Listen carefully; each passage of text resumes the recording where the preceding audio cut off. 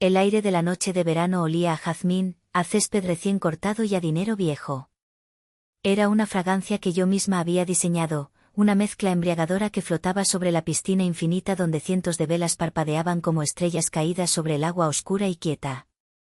Desde la terraza de nuestra mansión, un mausoleo de mármol y silencio que yo había ayudado a crear, observaba cómo el equipo de catering daba los toques finales a lo que sería la fiesta de nuestro 10º aniversario. Todo era perfecto. Impecable. Cada detalle, desde el tono exacto de marfil de las 2000 rosas importadas de Ecuador hasta el cuarteto de cuerdas que afinaba discretamente sus instrumentos en una esquina del jardín, había sido elegido y ejecutado bajo mi supervisión directa. Pero la perfección, había aprendido en 10 años de matrimonio, era a menudo la máscara más elegante y costosa para ocultar la putrefacción interior. Mi matrimonio con Ricardo Vega era, en sí mismo, una obra de arte de la apariencia. 10 años. Una década. Para el mundo exterior, el que leería sobre esta fiesta en las páginas de Sociedad, éramos la pareja de oro, Ricardo, el magnate de la construcción hecho a sí mismo, y su joven y elegantísima esposa, Catalina. A mis 32 años, encarnaba el ideal de nuestro círculo, suficientemente joven para ser un adorno, suficientemente madura para dirigir una casa con la eficiencia de un general. Y yo, he de admitirlo, interpretaba mi papel con una maestría que merecía un premio. Ricardo entró en la terraza, su imponente figura de casi 2 metros recortada contra el resplandor de las luces de la ciudad. A sus 38, todavía poseía ese encanto rudo y arrogante que me había cautivado una década atrás, cuando yo era una ingeniera de software recién graduada llena de sueños y él un ambicioso constructor lleno de promesas. Se acercó, no a mí, sino a un impecable arreglo de lirios blancos. Con un suspiro de fastidio teatral, movió un solo tallo 1 milímetro a la izquierda. Siempre te excedes un poco, Katá, dijo, sin dignarse a mirarme. Menos es más, deberías aprenderlo. Era su ritual. Su forma de marcar territorio. De recordarme que, aunque yo fuera la arquitecta de esta belleza, él era el dueño del lienzo. Asentí, una sonrisa serena y vacía fijada en mi rostro. Era la sonrisa que había perfeccionado a lo largo de 3,650 días. Una sonrisa que nunca, jamás, llegaba a mis ojos. Su mirada se posó en mi laptop, cerrada sobre una mesita de teca. Puso los ojos en blanco, un gesto que conocía tan bien como la palma de mi mano. ¿En serio, Katá? ¿Todavía con ese pasatiempo tonto? Su voz era una mezcla de burla y condescendencia paternalista, la misma que había usado durante los últimos 7 años. Escúchame, mi amor, eso no paga las cuentas, ¿sabes? El mundo real no funciona con clics y códigos. Ve a ponerte bonita, que es para lo que realmente eres buena. Para enfatizar su punto, sacó su cartera y dejó caer su tarjeta de crédito de platino sobre la mesa. El chasquido agudo del plástico contra la madera fue como un disparo en el silencio de mis pensamientos. No esperó una respuesta, nunca lo hacía. Se dio la vuelta y volvió a entrar en la casa, su andar seguro el de un rey en su castillo, seguramente en dirección a la barra para servirse su primer whisky de la noche. Mi pasatiempo tonto. Así lo llamaba. Mi jueguito de computadora. El pequeño proyecto que me mantenía ocupada y fuera de su camino mientras él conquistaba el mundo real, el de ladrillo, cemento y acuerdos sellados con apretones de manos. Nunca, ni una sola vez en 7 años, me preguntó qué hacía exactamente. Nunca mostró el más mínimo interés. Y esa indiferencia, esa arrogancia ciega, había sido mi bendición. Mi mejor escondite. Mi escudo perfecto. Cuando el eco de sus pasos se desvaneció, abrí la laptop. La pantalla cobró vida, no con un blog de moda o una página de recetas, sino con una interfaz de datos encriptados. Abrí un archivo. Título: Expediente de adquisición, Grupo Constructor Ricardo Vega, fase final. Debajo, en cifras frías y contundentes, se detallaba la deuda aplastante de su empresa, sus activos sobrevalorados y su flujo de caja inexistente. Sonreí, y esta vez, la sonrisa sí llegó a mis ojos. Era fría, afilada y llena de una anticipación que me hacía vibrar cada fibra de mi ser. Mi teléfono sonó, en modo de vibración. Era mi hermano menor, Leo. Su foto apareció en la pantalla, una imagen de él con una sonrisa traviesa, el pelo revuelto, la antítesis del mundo pulcro y calculado de Ricardo. ¿Estás segura de esto, Kata? Su voz sonaba tensa, un susurro urgente al otro lado de la línea. Acabo de ver llegar a su invitada. Es peor de lo que pensábamos. Una vez que aprietes el gatillo, no hay vuelta atrás. Él cargó el arma, Leo, respondí, mi voz era un susurro igualmente bajo, pero firme como el acero. Él me la puso en la mano hace años. Yo solo estoy eligiendo el momento y el lugar para disparar. Y el escenario que ha montado esta noche, con todos nuestros amigos de testigos, es ampliamente perfecto. Colgué. Miré mi reflejo en la pantalla oscura. La mujer que me devolvía la mirada ya no era la esposa trofeo. Era una estratega. Una reina en un tablero de ajedrez que solo yo podía ver. Y esta noche, era la noche del jaque mate. La fiesta no era una celebración. Era una ejecución. Los invitados comenzaron a llegar, un río resplandeciente de seda, diamantes y sonrisas tan falsas como las promesas de mi marido. Yo los recibía en la majestuosa entrada de doble puerta, la anfitriona consumada. Intercambiaba besos al aire, aceptaba cumplidos sobre la casa, el jardín, mi vestido de seda plateada que se adhería a mi cuerpo como una segunda piel. Cada palabra era un eco en el vasto vacío de mi matrimonio. Todos veían y admiraban la fachada, la hermosa jaula dorada, pero nadie, absolutamente nadie, veía los barrotes. O quizás, simplemente, no querían verlos. Entonces, entre un grupo de banqueros y sus esposas enjolladas, lo vi. Damián cruzó el umbral. A los 35 años, Damián era una anomalía en nuestro universo de herencias y bienes raíces. Era un genio, un inversor tecnológico, un visionario que hablaba de algoritmos de inteligencia artificial, computación cuántica y futuros descentralizados, un lenguaje que la gente como Ricardo consideraba una tontería de nerds. Iba vestido con un traje de Tom Ford que costaba más que un coche pequeño, pero lo llevaba sin corbata, un pequeño y deliberado acto de rebelión que me hizo sonreír por dentro. Ricardo, que estaba a mi lado, lo vio y sentí como su cuerpo se tensaba, su mandíbula apretándose. Se adelantó, interponiéndose físicamente entre Damián y yo, un gesto de posesión tan primitivo como inútil. Vaya, vaya. Mira quién está aquí, el vendedor de humo digital, dijo Ricardo, su voz goteando un sarcasmo mal disimulado. Pensé que solo salías de tu garaje en Silicon Valley para las conferencias de tipos que no han visto el sol. Damián le dirigió una mirada tranquila, una mirada que tenía la increíble capacidad de desarmar la agresión de Ricardo con pura e inquebrantable indiferencia. Estrechó la mano de mi esposo brevemente, un gesto formal y vacío. Luego, sus ojos, oscuros e inteligentes, se encontraron con los míos por encima del hombro de Ricardo. Había un universo de comprensión en esa mirada. Catalina, es un honor.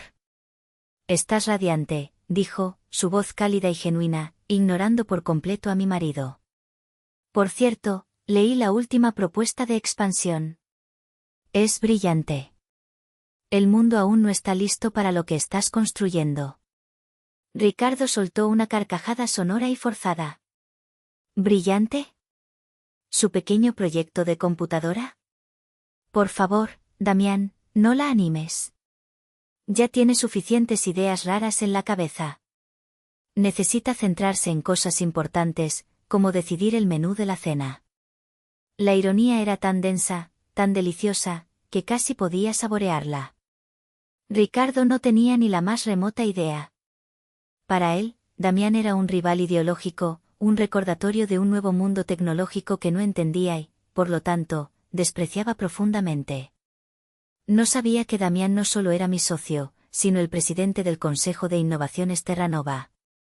Mi primer inversor, el que apostó por mí cuando yo solo tenía un algoritmo y un sueño.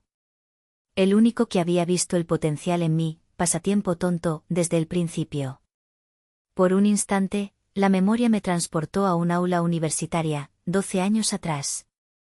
Yo era una joven estudiante de ingeniería de software, apasionada y un poco ingenua, mostrándole a Damián, mi brillante compañero de clase, las primeras líneas de un código revolucionario.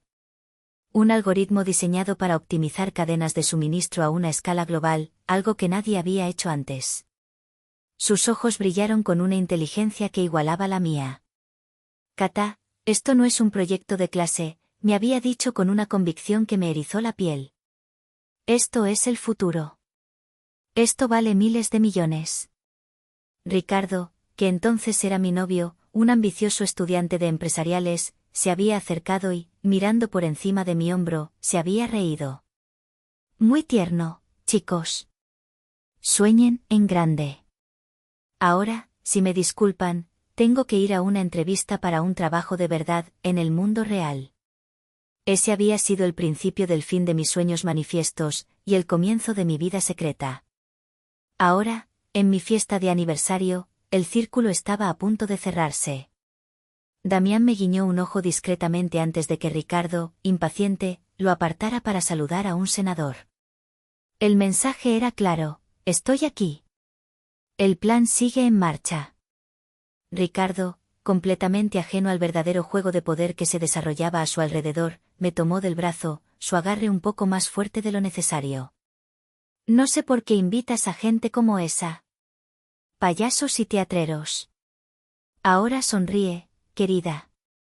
Tenemos una imagen que mantener. Sonreí, sí.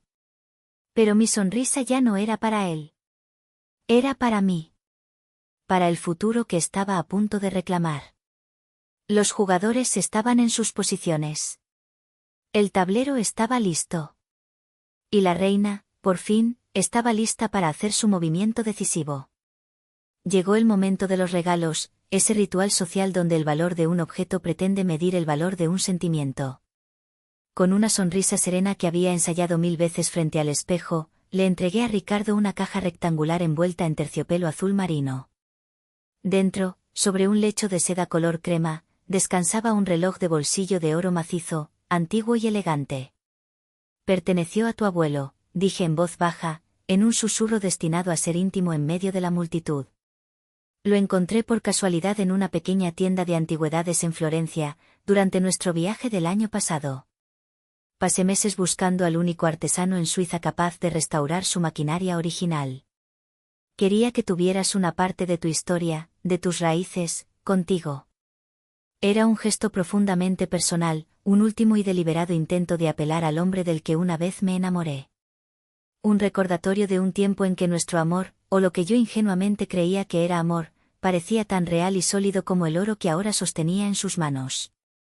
Él lo tomó. El peso del reloj pareció sorprenderle.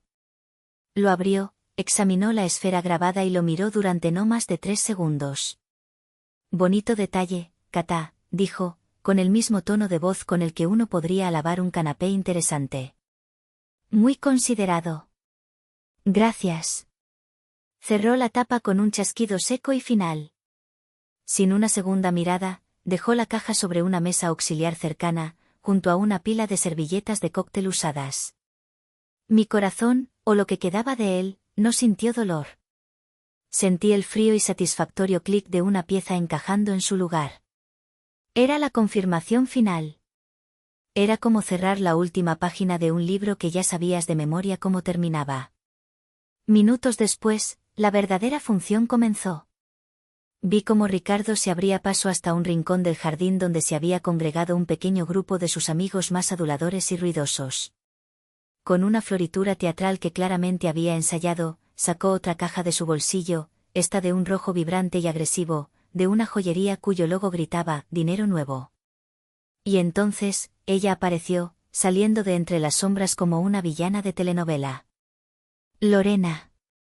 28 años, un cuerpo esculpido en el gimnasio y un vestido tan rojo y ajustado que parecía pintado sobre su piel. Era la personificación de todo lo que yo no era, obvia, ruidosa, vulgarmente desesperada por la atención.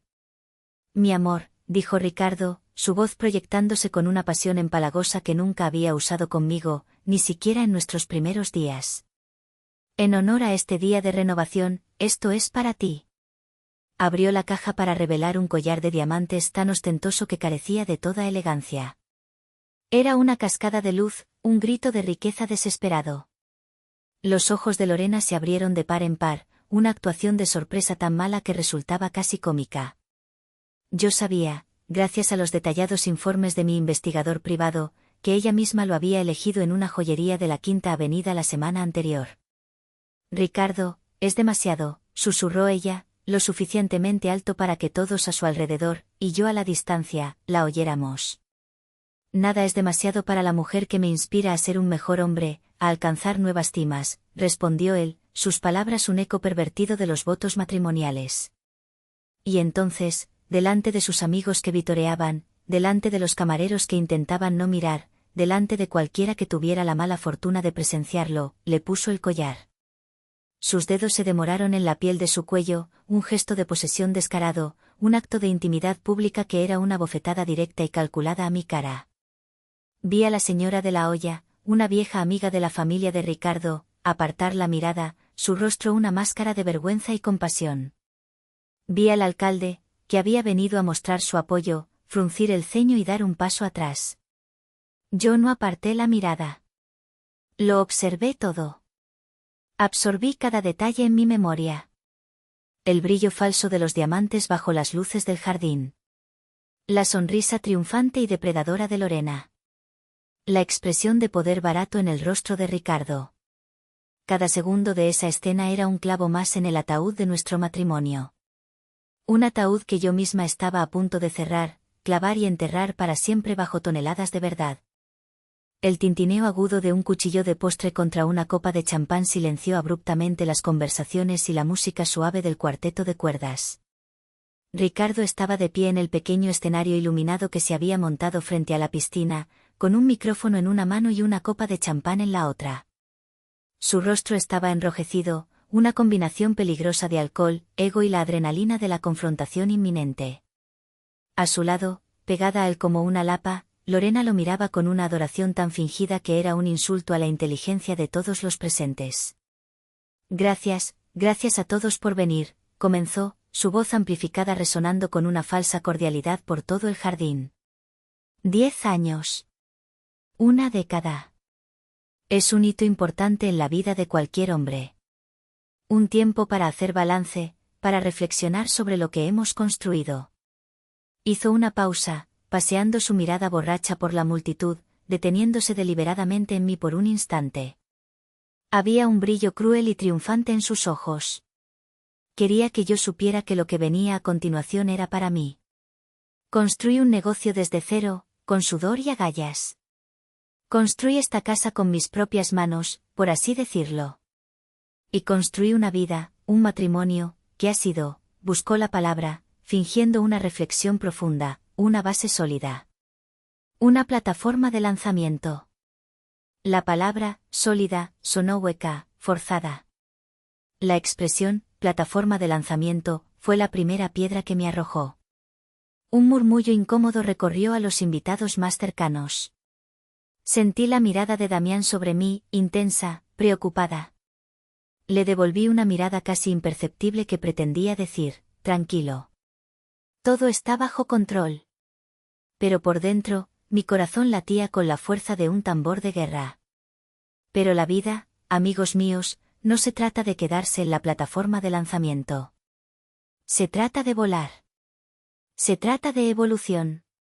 Se trata de no tener miedo de dejar atrás el lastre, lo que ya no te sirve, lo que te frena para alcanzar tu verdadero potencial.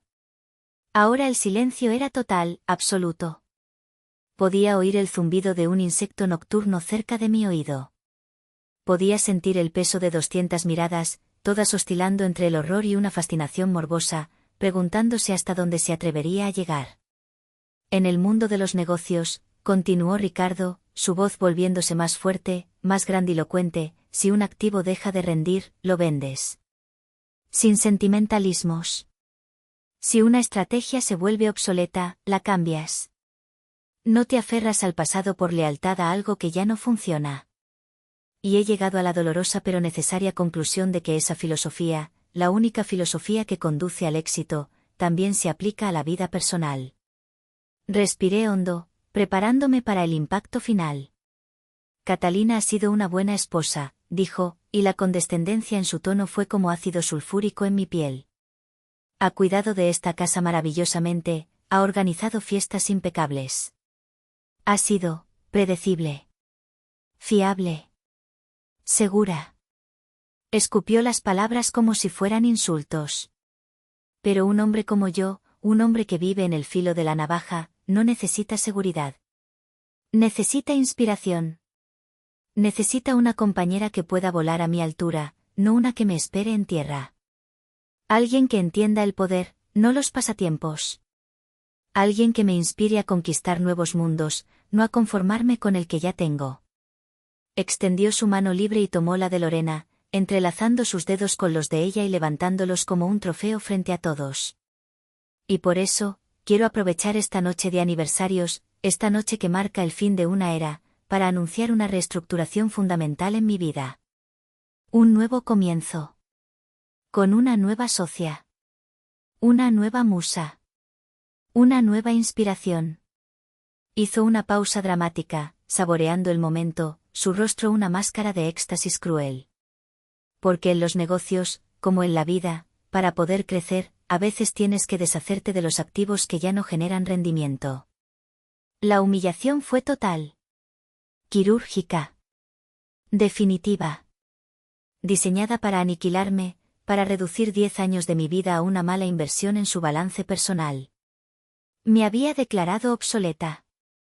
Prescindible. Un mueble viejo y polvoriento en una casa que estaba a punto de redecorar con colores más vivos y vulgares. Sentí las lágrimas picar en el fondo de mis ojos, una reacción física e involuntaria. Pero las contuve. La rabia, fría, pura y afilada como un cristal de hielo, las extinguió antes de que pudieran nacer. No iba a llorar. No le daría esa satisfacción. El patético espectáculo de Ricardo había terminado. Ahora, con el silencio de la multitud como telón de fondo, comenzaba el mío. El silencio que siguió a la última palabra de Ricardo fue diferente a cualquier silencio que hubiera experimentado antes. No era un silencio de respeto o de expectación. Era un silencio denso, pesado, cargado de la vergüenza colectiva de 200 testigos de una ejecución pública. Nadie se movía. Nadie hablaba. El cuarteto de cuerdas parecía petrificado. El único sonido era el suave murmullo de la fuente del jardín, un sonido natural y puro que parecía obsceno en medio del drama humano que se desarrollaba a su alrededor. Todos los ojos, sin excepción, estaban fijos en mí. Podía sentir su peso físico, una presión sobre mi piel. Esperaban el colapso. Las lágrimas histéricas. Un grito ahogado de dolor. Una huida humillante hacia la oscuridad de la casa. Esperaban que yo interpretara el papel que Ricardo, con su torpe crueldad, me había asignado, la esposa desechada, la mujer de mediana edad, la víctima trágica de un cliché tan viejo como el tiempo. Pero la mujer que Ricardo había intentado destruir esa noche ya no existía. Quizás nunca había existido realmente, más allá de la imagen que él y el resto del mundo habían proyectado sobre mí. En su lugar, había una mujer que había pasado los últimos 5 años de su vida construyendo un imperio multimillonario en las sombras, una mujer que había negociado con titanes de la industria en 3 continentes diferentes antes de que Ricardo tomara su primer café del día. Una mujer que había aprendido que la emoción es un lujo, una debilidad que un estratega no puede permitirse en el campo de batalla. Así que, en medio de ese silencio sepulcral, en el epicentro de mi propia humillación, hice algo que nadie, y menos que nadie Ricardo, podría haber previsto. Empecé a aplaudir. No fue un aplauso sarcástico o desesperado. Fue lento. Rítmico. Deliberado. Cada palmada era nítida, precisa, cortando el aire tenso como el golpe de un martillo de juez sobre su estrado. Clap. Las cabezas se giraron hacia mí al unísono, los rostros una colección de máscaras de confusión. Clap. Vi a Ricardo fruncir el ceño, su borrachera de poder comenzando a disiparse, reemplazada por una niebla de desconcierto. Lorena me miró con la boca ligeramente abierta, como si estuviera viendo a un fantasma. Clap. Me puse de pie. Mi silla de hierro forjado no hizo ningún ruido sobre el césped perfectamente cuidado. Mi vestido de seda plateada brillaba bajo las luces del jardín, atrapando la atención de todos, convirtiéndome en el único punto de luz en un mar de oscuridad y silencio. Continué aplaudiendo, mis ojos fijos e inquebrantables en los de Ricardo. Y mientras aplaudía, una sonrisa genuina, la primera de toda la noche, se dibujó en mis labios. No era una sonrisa amable ni herida. Era la sonrisa de un depredador que acaba de ver a su presa, después de una larga y arrogante exhibición, caer directamente en la trampa que llevaba años preparando. El aplauso se detuvo tan abruptamente como había comenzado. El silencio que regresó fue aún más profundo, si cabe, más cargado de una expectación casi insoportable. Con una calma que sentí nacer desde el centro mismo de mi ser, comencé a caminar hacia el escenario. Mis tacones de aguja se hundían ligeramente en el césped, pero mis pasos eran firmes, medidos, decididos. Cada paso era una cuenta atrás. Cada paso era un clavo más en el ataúd que él, en su ciega arrogancia, había construido para sí mismo. El infierno no iba a desatarse. Se iba a congelar. Y yo llevaba el invierno conmigo. Subí los 3 escalones del escenario con la gracia tranquila de una reina que asciende a su trono. No había prisa en mis movimientos, solo una certidumbre absoluta. Ricardo retrocedió un paso, un movimiento instintivo, una sombra de verdadera incertidumbre cruzando por fin su rostro arrogante y enrojecido. Lorena se aferró a su brazo, de repente pareciendo pequeña y fuera de lugar. Tomé el micrófono de la mano de Ricardo, se sentía flácida, sin resistencia, como si toda la fuerza hubiera abandonado su cuerpo. El metal estaba frío y pesado contra mi piel. Me giré, no hacia él, sino para mirar a la multitud. A nuestros amigos. A nuestros socios. A los testigos de mi humillación y, ahora, de mi resurrección. Sus rostros eran un mosaico de shock, curiosidad y, en algunos, una incipiente y cautelosa admiración. Un discurso maravilloso, Ricardo, dije, mi voz clara y firme, sin un solo temblor. El sistema de sonido, que él había insistido en alquilar para magnificar su propia voz, ahora servía a mi propósito, proyectando cada sílaba a cada rincón del jardín. Realmente inspirador. Me has dado el regalo más valioso que una mujer puede recibir de su esposo después de 10 años. Hice una pausa, dejando que mis palabras flotaran en el aire, que la tensión se acumulara hasta casi poder tocarla. La claridad. La maravillosa, brutal y liberadora claridad. Mi mirada se desvió de la multitud y buscó a Damián. Él estaba de pie junto a su mesa, inmóvil, observándome, y en sus ojos vi una mezcla de orgullo, preocupación y un respeto incondicional. Le sonreí, una sonrisa real esta vez, una que contenía una década de secretos compartidos y sueños postergados. Y ya que estamos en una noche de agradecimientos y anuncios importantes, continué, mi voz ahora dirigida a él, pero para que todos la oyeran, para que no quedara ninguna duda, quiero agradecer públicamente a mi socio, a mi mentor, y a mi mejor y más leal amigo, Damián, por creer en mí, jueguito de computadora, cuando nadie más en el mundo lo hizo. Por ver un bosque donde otros, más ciegos, solo veían un pequeño y molesto brote. Dejé el micrófono en su pedestal. Bajé del escenario, y la multitud se separó a mi paso como las aguas del Mar Rojo. No corrí. Caminé con la misma calma deliberada con la que había aplaudido. Cada paso era una declaración. Mis ojos nunca dejaron los de Damián. Él no se movió, pero supe que entendía exactamente lo que estaba a punto de suceder. Esto no era un acto impulsivo de venganza. Era un movimiento estratégico. Una coronación. Esto no era solo por Ricardo. Era por nosotros. Por los años de respeto mutuo, de fe inquebrantable, de sueños construidos en silencio. Llegué frente a él. La música había cesado. El mundo parecía haberse detenido. Tomé su rostro entre mis manos, un gesto que era a la vez tierno y desafiante ante 200 pares de ojos. Y lo besé. No fue un beso de pasión arrebatada o de despecho. Fue un beso de declaración. Un beso que decía, esta es mi alianza. Este es mi poder. Este es mi futuro. Fue la firma pública de un contrato que se había estado escribiendo en secreto durante una década. Damián, después de una fracción de segundo de sorpresa, me devolvió el beso, su mano encontrando mi cintura, sellando el pacto no solo de negocios, sino de una lealtad inquebrantable. El jardín explotó en un murmullo colectivo, un sonido como de una ola rompiendo. Oí un grito ahogado, probablemente de la madre de Ricardo. Pero también oí algo más, algo que se extendió rápidamente, un aplauso. Tímido al principio, iniciado por una de mis pocas amigas verdaderas en esa multitud, y luego más fuerte, extendiéndose a medida que la gente procesaba la audacia, la justicia poética del momento. Me separé de Damián, pero no me aparté de su lado. Tomé su mano. Juntos, nos giramos para enfrentar el escenario. Ricardo me miraba con los ojos desorbitados, la incredulidad luchando contra una furia impotente.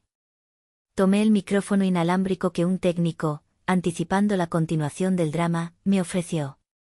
Y para corresponder a tu anuncio de reestructuración, Ricardo, dije, mi voz ahora afilada y cortante como el diamante más puro, yo también tengo uno pequeño. El fondo de inversión al que tu compañía, Vegacorp, le ha estado suplicando, literalmente rogando, durante los últimos 6 meses que la compre para salvarla de una bancarrota inevitable, hice una pausa, saboreando cada palabra, cada segundo de su agonía. Es mío. Y tu solicitud, por supuesto, ha sido denegada esta mañana a las 9 en punto. La primera daga, forjada en años de secreto y trabajo duro, había dado en el blanco. Vi el color desaparecer por completo del rostro de Ricardo, como si alguien hubiera tirado de un interruptor. Esto, él lo sabía ahora, era solo el principio de su final. El rostro de Ricardo pasó por una gama grotesca de emociones en cuestión de segundos, incredulidad infantil, negación furiosa, y finalmente, una rabia pura y descontrolada que lo hizo temblar. «¡Estás loca! ¡Mentirosa!», gritó, su voz rompiéndose en un graznido patético. El micrófono que aún sostenía amplificó su histeria para deleite de todos. «Tú. Con un fondo de inversión. Tú no podrías ni dirigir una maldita venta de pasteles sin mi ayuda. Ahora lárgate de mi casa». «Largo. Mi casa». Esas 2 palabras, pronunciadas con la arrogancia de un emperador cuyo imperio se desmoronaba, fueron su error final. La última pieza del rompecabezas que encajaba en su lugar con un clic satisfactorio y definitivo. Le hice una señal casi imperceptible a alguien que esperaba pacientemente entre la multitud. La música, que había intentado reanudarse tímidamente, se detuvo por completo. Las luces del jardín, controladas remotamente desde mi teléfono, se intensificaron, bañando el escenario en un resplandor blanco y clínico, como el de un quirófano. No había dónde esconderse. Mi hermano, Leo, se abrió paso entre los invitados. Había cambiado su chaqueta de diseñador por un traje oscuro y sobrio. Ya no parecía el joven rebelde y despreocupado que la familia había descartado. Parecía lo que era, un ejecutivo joven y brillante. A su lado, con un maletín de cuero que parecía contener el peso del mundo, caminaba el señor Morales, mi abogado personal y el terror de los tribunales mercantiles. Llegaron al pie del escenario. Leo me miró, una mezcla de orgullo y preocupación en sus ojos. Asentí levemente. «De hecho, Ricardo», dijo Leo, su voz tranquila pero resonando con una autoridad que dejó a Ricardo boquiabierto, «creo que hay un malentendido fundamental. Esta no es tu casa». Leo sacó una tableta de su chaqueta y se la tendió a Ricardo. En la pantalla, un documento legal con sellos digitales y firmas verificadas brillaba en la noche. «Es la casa de mi hermana. La compró hace exactamente 3 meses, a través de una de sus corporaciones fantasma. El vendedor fue el banco que estaba a punto de ejecutar tu hipoteca, esa que no has pagado en el último año fiscal. Estabas en quiebra y ni siquiera lo sabías». El colapso de Ricardo fue un espectáculo digno de verse. Se tambaleó hacia atrás, buscando a tientas una silla que no estaba allí. Su cuerpo, normalmente tan erguido y dominante, pareció encogerse sobre sí mismo. Su boca se abrió y se cerró como un pez fuera del agua, pero no salieron sonidos. El hombre que había construido un imperio de apariencias, de cemento y mentiras, acababa de ver cómo sus cimientos se convertían en polvo digital. Y ya que estamos aclarando las cosas, continuó Leo, su voz ahora implacable, la voz de un hermano que venga años de ver a su hermana ser menospreciada, el pasatiempo tonto de mi hermana, la empresa Innovaciones Terranova, acaba de cerrar un contrato de exclusividad con el gobierno para optimizar toda la logística de infraestructura del país. Un contrato multimillonario. Un contrato por el que tu empresa, Vegacorp, pujó con una propuesta desesperada y patética. Propuesta que yo mismo tuve el placer de firmar como rechazada. Soy el director de operaciones, por cierto. El segundo golpe. Directo al ego. Ricardo se llevó una mano al pecho, su respiración agitada. Miró a su alrededor, buscando un aliado, un rostro amigo, pero solo encontró un muro de miradas que lo observaban con una mezcla de lástima, desprecio y fascinación morbosa. Entonces, el señor Morales, el ejecutor, dio el paso final. Abrió su maletín con un clic ominoso y sacó una carpeta abultada. Señor Vega, dijo el abogado, su tono formal y desprovisto de toda emoción, como si estuviera leyendo un informe meteorológico, estos son los documentos de la transferencia de propiedad de esta residencia. También encontrará una orden de restricción que le prohíbe acercarse a la señora Catalina, a sus empresas o a cualquiera de sus propiedades. Y finalmente, la notificación oficial de que los activos restantes de Vegacorp serán liquidados de inmediato para comenzar a pagar las deudas masivas que tiene con sus acreedores, el principal de los cuales es, irónicamente, el fondo de inversión de su esposa. Tiene 24 horas para desalojar las instalaciones. Le aconsejo que se lleve solo sus efectos personales. Jaque mate. Mi mirada se desvió hacia Lorena. La sonrisa triunfante había sido reemplazada por una máscara de pánico y cálculo rápido. Vio el naufragio, vio que el capitán no solo se hundía con el barco, sino que el barco nunca había sido suyo. Y como la rata lista que era, supo que era el momento de abandonar la nave. Sin una palabra, sin una última mirada hacia el hombre cuya vida acababa de implosionar por ella, recogió su bolso de diseñador y se escabulló entre la multitud, desapareciendo en la noche como si nunca hubiera existido. Ricardo la vio irse. Y esa fue la gota final. La pérdida de su poder, de su dinero, de su casa, todo eso era devastador. Pero la imagen de su musa, abandonándolo en su momento más bajo, fue lo que lo rompió. Se desplomó en una de las sillas del escenario, un hombre hueco, su imperio de mentiras hecho añicos a sus pies. La fiesta, definitivamente, había terminado. La fiesta no terminó, se evaporó. Los invitados se disolvieron en la noche en un silencio aturdido, hablando en susurros urgentes en sus teléfonos, ansiosos por ser los primeros en difundir la noticia del cataclismo social y financiero que acababan de presenciar. Un equipo de seguridad privada, contratado por mí esa misma mañana, escoltó a un Ricardo catatónico y balbuceante fuera de las instalaciones. Le permitieron recoger algunos efectos personales de la que había sido su habitación, bajo la atenta y silenciosa supervisión de Leo. Cuando el último y brillante coche de invitados se perdió de vista por el largo camino de entrada, un silencio diferente se apoderó del jardín. No era un silencio tenso ni incómodo. Era pacífico. Profundo. El aire todavía olía a jazmín y a victoria, pero ahora también olía a libertad. Me quedé en el balcón de la segunda planta, el que daba a la piscina y a las luces parpadeantes de la ciudad. A mi lado, Leo. Al otro, Damián.